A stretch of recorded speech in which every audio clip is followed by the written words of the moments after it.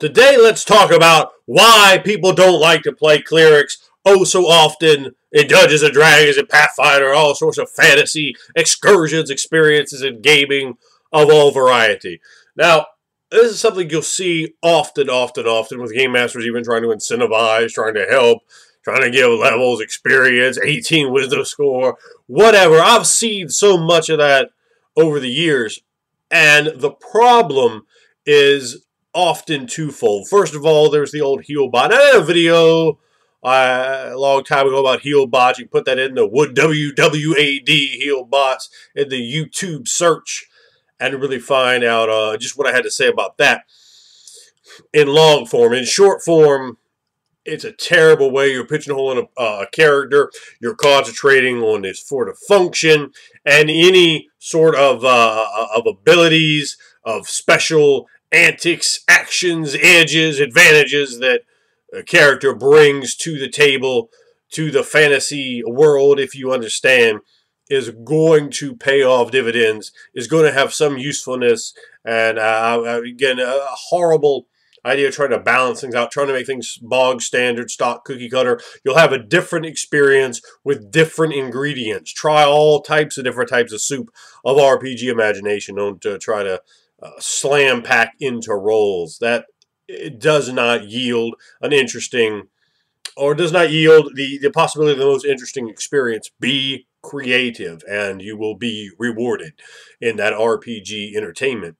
So not only will we see people not want to go, oh God, I gotta heal, gotta run over to you and heal you and combat, gotta raise the dead, gotta hit that resurrection. All that stuff is not particularly entertaining. But game masters and other players often don't put that over at all. They don't put over the fact that you've just resuscitated them. Imagine if you're laying down there and someone hits you with a defibrillator after you've had a heart attack, when you're laying on the ground with blood so you can't get up. And boom, they shock you and jolt you back to life. But imagine that healing sensation, that caress, perhaps a massage-like, and it could change the vibration, the form of that energy, depending on the type of divinity that you worship. It could be strong, powerful, like an electric surge. It could be, wonderful, sensuous. It could be like golden light, just reinvigorating you like a plant, or like a insect that just molted and is becoming hard in the sunlight. It could be so many different ways, even full of sort of an entropic energy, full of hatred, full of violence, full of all sorts of different emotions. Put the pathos in it. Put feeling into it. Describe, connect to that world. Make every event a role-playing extravaganza. Show that in every part of the game, and you will fully embrace and join into the game. So I think that that's quintessentially important to the experience, to embrace it, to get involved in it. After all, you have the power of divinity itself within you. That should hold everyone else in awe. Sell it. Sell the omens. Sell the role-playing. Sell the sacrifice. Sell the austerities, the penances, and get in there. Get into the dogma. And that's where we come to the real other part of the problem. Dungeon masters, I don't know what they call them, Pathfinder, all sorts of game masters often don't embrace the divinity. I don't know, you worship any type of god you want, whatever, there's all sorts of gods here. Want to hear that? I won't play your game. Period. And you're not there, you might want to think about that. Because what they're telling you is, I don't know, I haven't thought about my world very much. I don't have a lot there. It's very flimsy. It's cardboard. If the breeze blows, we're going to have everything fall down, and there's going to be so much to be seen there that is nothing. You want to make the ephemeral as real as possible. That's how you're really going to get into the game, really going to drag out those memorable moments, those moments that pop. And that's such a wonderful thing to play role-playing games for, to have those moments, just embrace those moments that are like, oh, wow, that was cool, that was great. And with the rituals, the incantation, the cult members, the political machinations, there's so much meat on the bone of a cleric. I love clerics. If I'm going to play a Dungeons & Dragons game, That's definitely something to consider. I'm going to look at the divinities, but the dungeon master has to put the divinities over. You got to put the gods over, or whatever other source of divine creatures and beholders and dragons and strange cults of aboleths. Put it all over. Put it all in there. And you can really produce some amazing, excellent ideas as they come against each other. Do your work on your gods. We've talked about that before. But as a dungeon master, that's really where you want to start, to just put that concrete, that brick, that stone, that mortar in there and really hold up the illusion. Don't let it fall over to the slightest wind of a cicada's wings, if you will, or if you won't. So think about that. Think about what has made things, the mythology, the creation story of the world, and how start there and just sort of build down, where the branches go, where's the root system, how do we bring about everything, the earth, the water, the sky, the fire. Think about, the sun, the night, the stars, the moon, all these things. Mythologize. I'm saying it because it's important. You can spin that tale right at the local tavern, around the fire on the trail.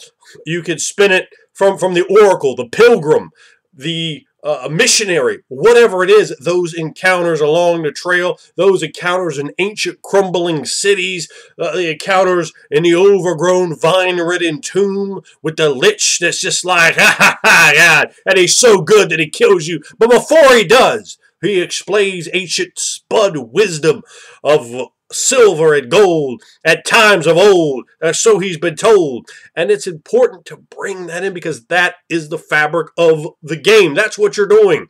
You're playing make-believe. So make it believable. With that bridge from nothing to a real strong fantasy experience. And that's really what you want to go for. Certainly if you're here, that's what you want to go for. That's the sort of tool that you're looking to have. So when you embrace those divinities, bring it in there and have everything about the cleric, not just some guy that wanders around a trail and somehow goes from 1st to 20th level without ever stepping foot inside of a building, or if he did, nothing was done with it. Let's look at the hierarchy, the theology, the ancient scrolls, the books that are bound in gold, the flesh-covered demonic iconography. Let's look at the stone tablets, the history. So much dripping history is apparent there in the theology, in the religion, in the creation story, in the myth, in the truth. And you can bring these things to life. You, as a dungeon master, are given so much raw potential with a cleric, with a priest, with a druid, with a shaman, with, I don't know, any of these other names you want to affix to the individual that's out there, that's utilizing, that's praying. Get into the prayer, get into the ritual, get into the austerities. Develop these things as a dungeon master and as a player. And look at what the dungeon master has. Say, okay, but I want to do that, but let me take it and tweak it. I'm coming at this divinity slightly differently.